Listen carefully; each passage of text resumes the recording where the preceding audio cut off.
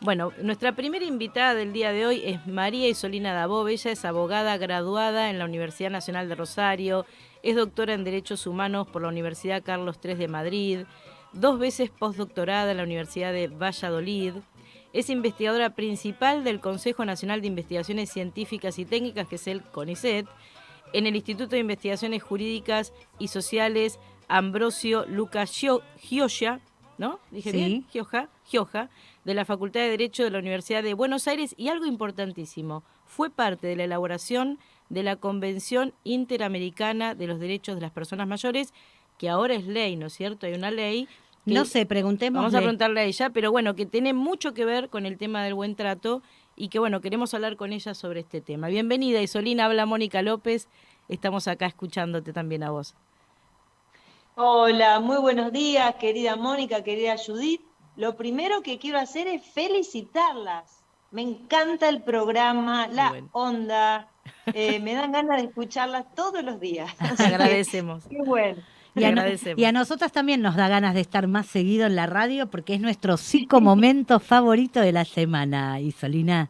Sí. Un Tal placer. cual, tal cual. Así que vamos, trendy topic. Trend topic, trend topic. Ah, y aprovechamos una cosa que dice acá Sí, Isolina porque se vienen los premios de la radio y sabés que sí, tuvimos ya un premio sí. por mejor programa de servicios. Así que después le Ah, vamos a contar a los oyentes que nos tienen que empezar a votar y a difundir el programa para que nos voten. Después les vamos a contar a todos, Isolina. Total. Vamos Bueno, a meternos en bueno, el tema. Vamos a preguntarle sí. primero si los derechos de las vejez son diferentes a los derechos de las personas en general. ¿Por qué hablamos de una Convención Internacional de Derechos de Personas Mayores? ¿Por qué, Isolina? Porque efectivamente las personas en la vejez vivimos situaciones que son particulares, Ujú, son específicas de esta etapa de la vida. ujú. Así como años atrás hablábamos de la necesidad de reconocer los derechos para la infancia, ¿no? Para las personas que transitan esta etapa, o los de la juventud, o incluso la adultez. En la vejez vivimos situaciones que son muy particulares, no se viven en otras etapas. Y a su vez, esas situaciones específicas, hoy, en esta cultura que desprecia la vejez, que es viejista, Ujú. hace que las personas mayores estén en un lugar desaventajado, sin sentido, sin que haya reales fundamentos, sino a causa de prejuicios. Entonces, por ejemplo, el hecho de la transformación que sufre nuestro cuerpo a Ujú. través del tiempo, ¿no? Por la propia evolución biológica, la experiencia de vida, los cambios a nivel ocupacional, a nivel laboral, Ujú. el acceso a la jubilación, el nido vacío, ¿no? Como Claro. se dice, la partida de los hijos, en fin, toda nuestra identidad se va transformando y nuestras posibilidades vitales también. Y si a eso le sumamos que hay una cultura, insisto, viejista, que asocia vejez con incapacidad, enfermedad, incompetencia para tomar decisiones, riesgo, Ujú. costo social, todo eso hace que en esta etapa las personas, digamos, suframos una desigualdad sobreviniente, es decir, una merma en nuestras oportunidades y derechos, en nuestras posibilidades de seguir proyectándonos, hasta inclusive, miren, les digo, hasta Ujú. de poder volver a enamorarnos porque nos miran mal o Claro. porque lo ven como algo raro. Entonces, todo eso amerita, justifica que hoy hablemos de un derecho específico y además que tengamos una convención de derechos humanos que solamente está focalizada en esta etapa de la vida.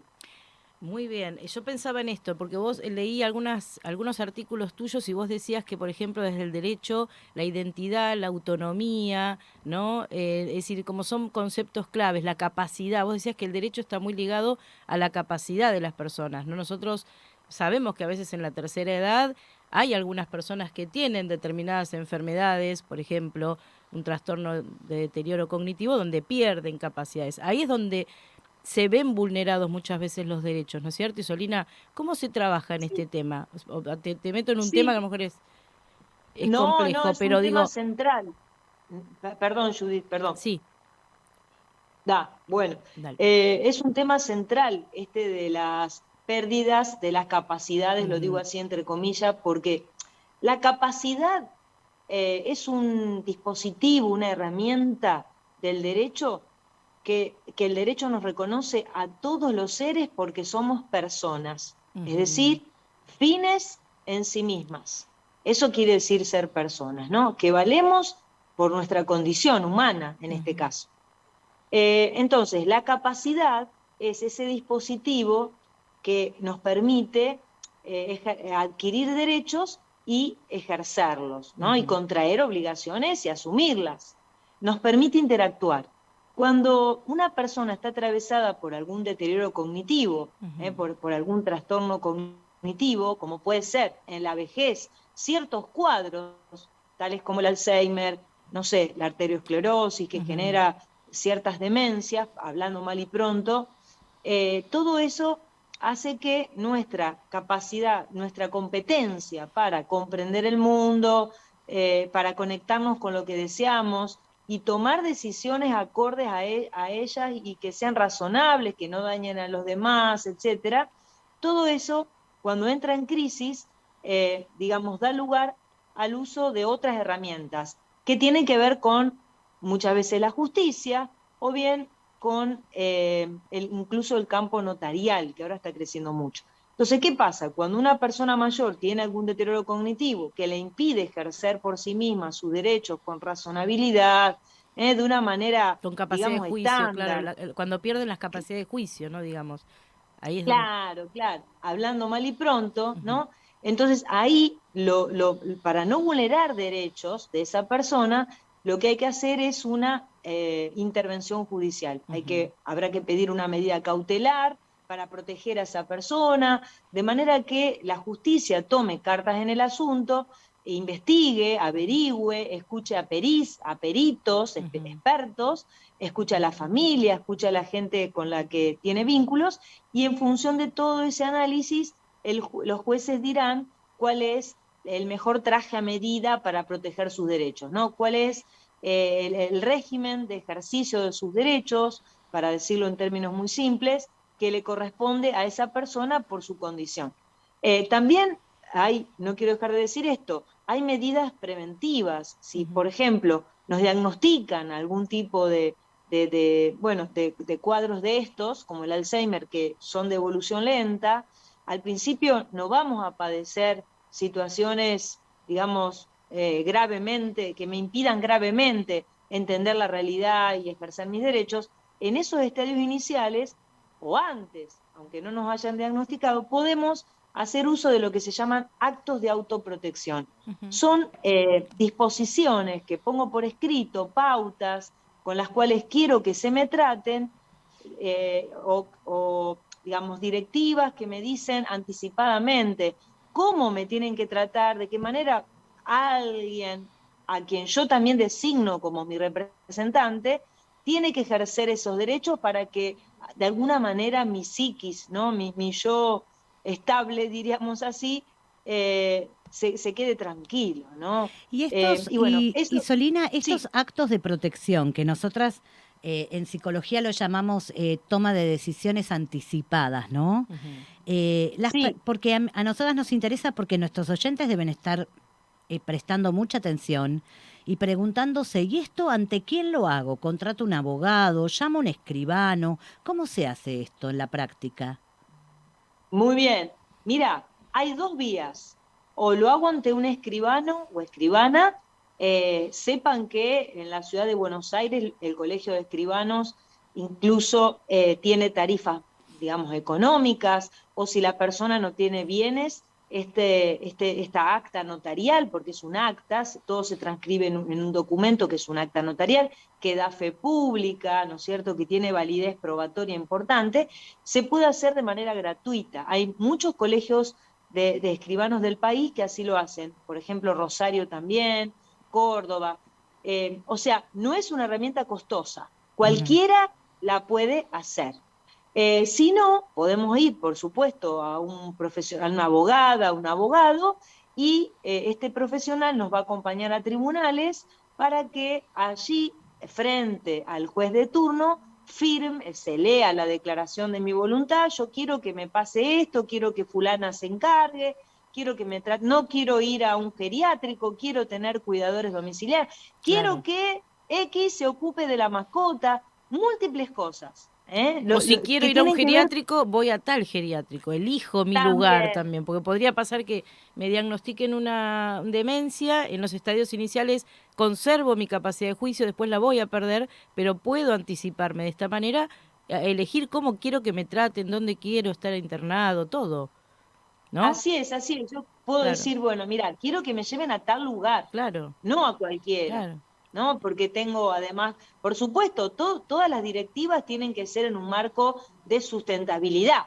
O sea, Ujú, si yo tengo X patrimonio, ¿no es cierto? Y determinados recursos, claro. y tuve un tren de vida, digamos, de determinado nivel, en la directiva anticipada no puedo exigir que, bueno, no, ahora que me traten como si fuera, no sé, La hiper reina de multimillonario. Inglaterra, No, claro. claro, no, hay cierta razonabilidad. Si Claro. no, estamos frente a una directiva anticipada, un acto de autoprotección que sospechoso de que no fue hecho con buen juicio, ¿no? Con buen criterio, con Ujú, criterio Claro, razonable, esa es la claro. palabra que quizás sirve. ujú. Eh, Así que bueno, eso es un poco, es un mecanismo que por suerte está creciendo, se está difundiendo, hay varios proyectos de ley en el Congreso de la Nación, en el Senado, para poder legislar de manera completa los actos de autoprotección que contienen directivas anticipadas, como muy bien decían ustedes, y además la designación de alguien que me va a representar cuando yo no pueda expresarme por mí misma de manera racional o de manera estándar, diríamos. Claro. Claro, claro. Y la Convención Interamericana de Derechos Humanos, ¿no? ¿Tiene, digamos, injerencia, importancia, implicancia en estas leyes que vos decís que están ahí dando vueltas, como para en algún momento votarlas y que salgan adelante? Porque para la gente es como un abstracto, ¿no? Que dice, pero hablamos mucho, ¿no? De derechos, se reúnen expertos internacionales en lugares muy lindos del mundo. Y en la vida cotidiana, ¿no? ¿Qué implicancia tiene esto para las personas? Mira, Judith, es muy importante tu pregunta. La Convención Interamericana tiene incidencia directísima, Claro. no es un instrumento abstracto. Eso es lo que Si yo quiero pregunto, claro. claro, A ver. no. Si yo quiero saber mis derechos como persona mayor, mis derechos específicos como colectivo mayor, lo que tengo que hacer es leer la convención. ¿Por qué razón? Porque allí están reflejados los derechos que son básicos, que nuestra comunidad consideró esenciales. Ujú. Y si no se respetan, digamos, en última instancia, ¿no es cierto? Yendo a una situación extrema, puedo hacer una denuncia judicial. Por supuesto que con un buen asesoramiento profesional, no puedo ir solo, salvo que sea un caso de violencia, por ejemplo, entonces yo puedo ir a la comisaría cercana o a la oficina de violencia doméstica, o a cualquier juez de turno, puedo ir y decir, miren, estoy viviendo, soy víctima de violencia, abusos, maltratos. Bueno, eso sí lo puedo hacer sin asesoramiento, pero siempre es mejor contar con un buen asesoramiento profesional para que sea más eficaz, ¿no? La denuncia o el reclamo. Y si tengo que ir a la justicia, sí o sí.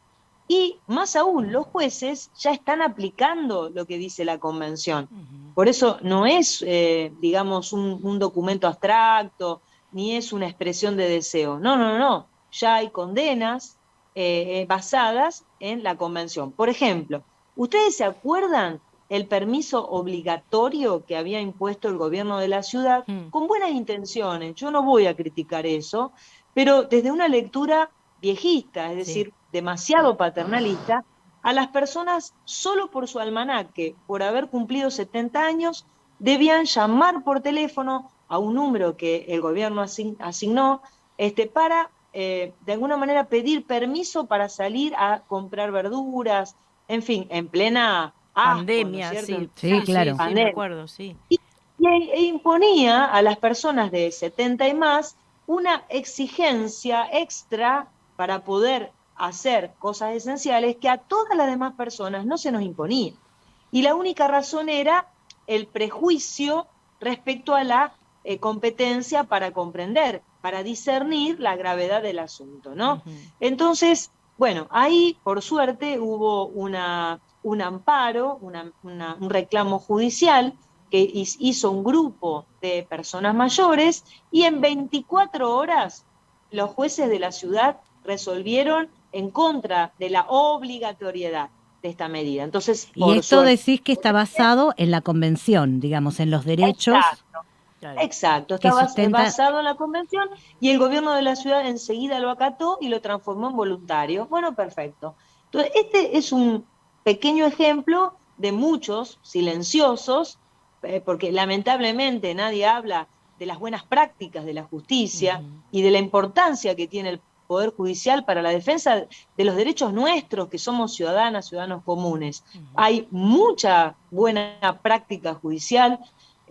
Por suerte hay muy buenos jueces en la Argentina que aplican, e incluso la Corte Suprema de Justicia de la Nación, que está en el candelero, más de una vez ha salido al cruce aplicando la Convención de Personas Mayores en favor, ¿no?, de los derechos. Entonces, esto hay que decirlo también. Claro que Muy sí. bien, y te hago Claro que una sí. pregunta. ¿Vos crees que las personas mayores conocen sus derechos? Porque los niños en los últimos años, ¿no? Y los niños escolarizados tienen su semana de aprendizaje de los derechos de la infancia, ¿no? Ahora, los adultos mayores, ¿conocen sus derechos? Para No saber. suficientemente, Ujú, no suficientemente. Mira, después les voy a pasar un link que está buenísimo para que lo traten y lo difundan en la radio, ujú. que tiene les voy a pasar dos links, el link de la convención completa, ¿no es cierto?, con todo el texto oficial, pero hay una muy linda versión en lectura fácil y accesible para que puedan difundirse los derechos de una manera más coloquial, más amigable, a toda la población, Claro. porque no solo las personas mayores, toda la población. Y más aún, hay un proyecto de ley en el que participé que logró media sanción en el Senado el año pasado, o el anterior, no recuerdo bien, para poder establecer en las escuelas primarias y secundarias un día de reflexión sobre los derechos. Entonces, aquí hay un déficit del cual no son culpables las personas mayores, sino la falta de una política pública clara, la falta de, bueno, convocatoria de los medios de comunicación, que no es, por supuesto, el caso de ustedes, sobre estos temas. Claro. Y entonces, claro, por más que hay una versión de la convención en lectura fácil, que la hizo el Ministerio de Justicia de la Nación algunos años atrás, esto hay que ponerlo en Comunicarlo, agenda. hay que comunicarlo Claro, más, claro. Sí, es como decís vos, claro, en agenda, en lugar prioritario, exactamente. Yo, así es. ¿sabés qué pensamos con Judy también? Un tema que a veces la gente mayor tiene mucha vergüenza en hablar, ¿no? El tema, por ejemplo, de lo patrimonial, ¿no? De cuando se tocan sus intereses patrimoniales. Bueno, lo económico es también un tema, ¿no? El tema, uno podría hablar de muchos temas, ¿no? Con respecto a esto. Pero cómo a veces los mayores sienten que tienen que dejarle la herencia a los hijos, cómo les cuesta disponer de sus bienes, ¿no? Esto es una manera también de maltrato, que es parte del viejismo, digamos, ¿no? Pensar que trabajaron y todo se lo tienen que dejar a los hijos. No podrían ellos gastárselo en un viaje, o sea, hacer lo que quieren. ¿Se ve mucho esto, Isolina? Vos que estás en el tema del... Sí, A sí, ver. sí, lamentablemente sí. Eh, Mira, para poder avanzar en Sí. la respuesta, digo una cosa previa. En la convención hay por lo menos tres grupos de derechos. Ajá. Hay derechos que tienen que ver con promover la autonomía, la vida independiente, el respeto a la integridad física y moral, o sea, la lucha contra las violencias, el derecho a disponer de mi patrimonio, que es la pregunta puntual, entre muchos otros. Hay un grupo de derechos que tienen que ver con la participación, la interacción social con el medio, pero también familiar, los afectos, etcétera. La participación política, inclusive Ujú. ciudadana. Y después hay un grupo de derechos que tienen que ver con la seguridad social, ¿no? Con aquello que el Estado me tiene que dar porque yo ya no me lo puedo proveer. Por ejemplo, jubilaciones y pensiones dignas, pero además de eso, una red de cuidados domiciliarios, alternativas, cuando viva una situación de dependencia respecto a lo que hay. Bueno, y acceso a la justicia rápida y expedita, ¿no? Esto sería como una síntesis. En relación con el patrimonio hay derechos específicos, por ejemplo el 23, que nos dicen que las personas, mientras somos capaces, ¿no es cierto?, somos dueñas de nuestro patrimonio y podemos disponer como querramos. Yo podría, siendo mayor, vender todos mis bienes y dedicarme a viajar, a hacer lo que quiera con ello. Y en principio sí, ¿Vos lo harías, Sole? salvo que, en principio sí, salvo que haya, digamos, detrás de esa medida, haya alguna patología, ¿no? Claro. Que me ponga en riesgo de ser calificada, voy a usar un término técnico, de pródiga, ¿no? Si yo vendo todo y empiezo digamos, a dilapidar los bienes, es decir, empiezo a vivir más allá de mis posibilidades y dentro en breve tiempo me voy a quedar en la calle, entonces ahí sí los futuros herederos pueden iniciar una acción judicial para que un juez intervenga, vea lo que está pasando e impida que me patine el dinero, ¿no es cierto? Permítame la Claro, expresión. Sí, claro. claro. No, me encanta que hables con esos términos, me encanta. Porque la Bueno, gente nos escucha y entiende mucho más. Sí. bárbaro. Pero si yo tengo un dinero, por ejemplo, como muestra la película esa y Fred, tengo un ahorro, ¿no? O tengo varios bienes. Y digo, bueno, no, voy a empezar a venderlos, no voy a vender todo, no voy a vender la casa donde vivo, etcétera. Pero sí voy a vender, qué sé yo, tengo un autito que ya no lo uso, tengo un departamentito que lo tenía en alquiler, pero ahora está complicado. Lo voy a vender y con eso voy a hacer viajes, voy a vivir más tranquila, o lo tengo de reserva por si tengo algún problema de salud y mi cobertura médica no lo cubriría, por supuesto que lo puedo hacer. Y los herederos futuros son futuros. Claro, Yo todavía estoy viva. claro.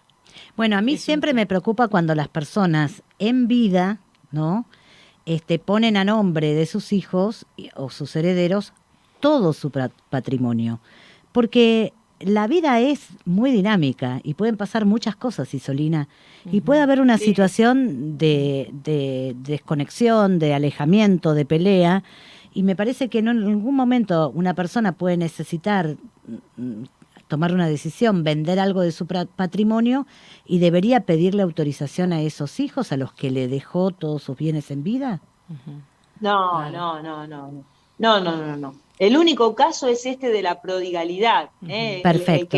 Claro. El que cuando una persona, generalmente esto ocurre porque hay algún deterioro cognitivo, justamente que no nos permite usar los frenos La de la inhibición. racionalidad, Sí. ¿no? Que hacen que uno especule. Bueno, a ver, si yo me gasto todo, me quedo en la calle a los 2 segundos. ¿Cómo hago para pagar luego los impuestos, digamos, para sostener mi vida en lo cotidiano? Entonces, eso es, digamos, irracional. Pero fuera de eso, podemos disponer del dinero porque nuestro dinero, nuestro patrimonio es nuestro, es de cada persona. Y así como otras edades de la vida, uno puede comprar y vender o dar en alquiler, etcétera, esto no se pierde Claro. porque somos personas mayores. Ahora, eso es cierto que hay una costumbre muy arraigada en muchos países de donar todos mis bienes a los hijos y reservarme el usufructo. ¿Qué quiere decir eso? Bueno, yo los pongo como titulares a ellos, pero yo me reservo el disfrute de lo que estos bienes puedan dar. Por ejemplo, le dono un departamentito que tengo en alquiler, pero yo cobro el alquiler. El fruto es el alquiler. Entonces yo puedo usar, o vivo en una casa que la pongo a nombre de mis hijos, y entonces yo tengo el disfrute de esa casa. Es de mis hijos, pero yo vivo acá, nadie me dice nada, puedo hacerlo, disponer, pintarla, refaccionarla, bajo mi costo. Bueno, ¿cuál es el riesgo de eso? Que los hijos que son dueños me vendan a mí con la casa, con la Claro. casa. ¿No es cierto? Porque, ¿qué quiere decir ser dueños? Que yo puedo disponer. Concretamente puedo vender esa propiedad. O puedo darla en alquiler. Y resulta que yo estoy viviendo ahí. ¿Cómo es la cosa, no? Bueno, en definitiva, Sí. si bien es cierto que de alguna manera con estos negocios jurídicos, estos donación con reserva de su fruto, evito pagar la sucesión y evito conflictividad entre los herederos, ¿no? Que claro. los hijos se peleen, no es tan saludable. Yo no lo promuevo. Si pueden no hacerlo, mejor, porque a la muerte nuestra Ujú, le sigue el juicio sucesorio. ujú. Y les aseguro, hasta por experiencia personal, que es una etapa de la vida que nos permite hacer el duelo, Es cierto.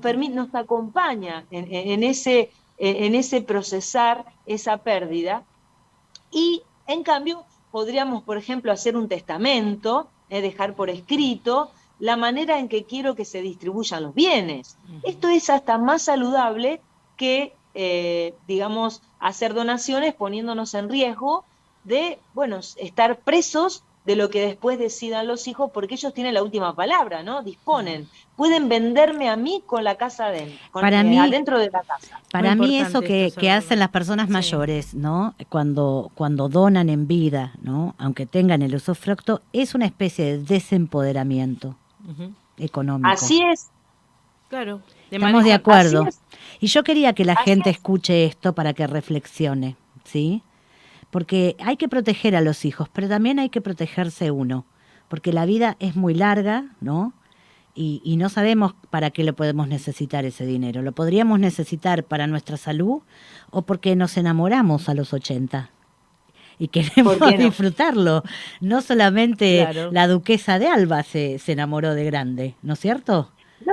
No, no, pero recordemos la hermosa película Elsa y Fred, que Sí, de China Zorrilla y Alfredo Bravo, ellos se enamoran, tenían más de 80, tenían unos ahorritos, un ahorro, y la hija de él se los pide para poner un emprendimiento, estaban apretados de dinero, y al final deciden que no, van a hacer un viaje que es el viaje soñado de China. Estaban enamorados y querían eso. Y los hijos, claro, esta hija se queda estupefacta. Ujú. Pero obviamente que no puede hacer nada, y qué porque culpa no que, era irracional. claro, pero además ¿Cómo? qué culpa que le da a las personas mayores disponer de su propio patrimonio, Claro. Isolina. No es que le están Sí, sacando la leche a los hijos o a los nietos. Es su propio patrimonio al que le ponen límite a los hijos y le dicen no te doy para un negocio, porque no sé cuántos tiempo ¿Cuántos padres quiero. se quedaron desempoderados y sin plata porque un hijo le pide para un negocio, le Sí, pide para claro. esto, le pide para lo otro y mucho. se quedaron sin todo lo que ganaron toda la vida? Es increíble, Claro, ¿no? Esto. Sí, exacto. sí. Mira, el domingo, en el almuerzo del Día del Padre, estábamos con los hijos de mi esposo y decíamos, bueno, no sé, salió el tema de la herencia, qué sé yo, del patrimonio, bueno, este tema. Entonces terminamos diciéndole, miren chicos, laburen, esto, no esperen. Por supuesto que ellos no decían nada vinculado a no trabajar, pero la conclusión de todo fue, no, bueno, Hay que la ser herencia no autónomo tiene que y ser, trabajar, claro, hay que ser ya, autónomo y trabajar, esa Y sería la dejar que clave. los adultos mayores disfruten de Claro, su patrimonio ya, claro, legítimamente ganado, ¿sí? totalmente. claro. Bueno, Y otra cosa sí, Sí, importante, perdón, Judith, sí. que, sí. que no se sabe mucho, perdón, chicas, No, no. solamente esto. Es muy importante que sepan lo siguiente también, las personas mayores. Vamos a suponer una pareja, un matrimonio, dos personas que conviven de toda la vida, que tienen una relación de pareja, ¿no es cierto? Sexo afectiva. Muy bien, y los dos compraron una casita, un departamento, lo que sea, viven ahí. Ese era el hogar conyugal. Muy bien. Vamos a suponer que uno de los dos fallece y entonces se abre la sucesión, ¿no? Como decíamos recién. Bueno, cuando se abre la sucesión va a haber herederos que van a ser nombrados dueños, los nuevos dueños de la parte de la persona que falleció. Pero al mismo tiempo está la conviviente, que la viuda, el viudo, que sigue viva, ¿no? Que está viva y que tiene que compartir el dominio, la propiedad de ese inmueble ahora con los herederos. Esos herederos, en legítima ley, ¿no? Bien establecido, etcétera, ¿pueden obligarme a mí, viuda, a vender mi casa porque ellos quieren cobrar su parte? Bueno, la excelente noticia es que no, porque existe lo que se llama el derecho de habitación viudal.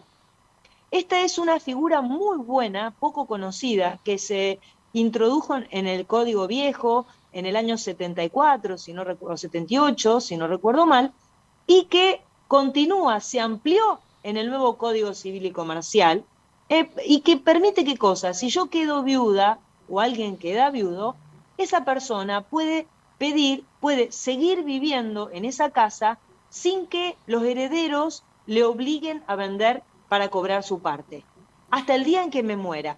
Salvo que yo diga, bueno, no, me quiero ir de acá, me voy a otro lado, o le voy a dar a la casa un fin distinto al de mi hogar. Claro. Entonces, salvo eso es muy importante, la gente no lo sabe. Muy importante esto que decís. Bueno, quiero nos decirte... nos vamos a tener que invitar otra vez más a Isolina en otro programa, Sí. porque nos quedaron, siempre nos quedan preguntas para hablar de pendientes. familia, de las visitas con los nietos. Sí, de otro gran tema. Grandes temas. Hoy no lo abramos, lo vamos a dejar para otra vez. No los Sí. abrimos, pero queremos que la gente escuche estos temas, para que no crea que está tan desprotegida y que cualquiera puede hacer cualquier cosa con los adultos mayores, ¿no es cierto, Isolina?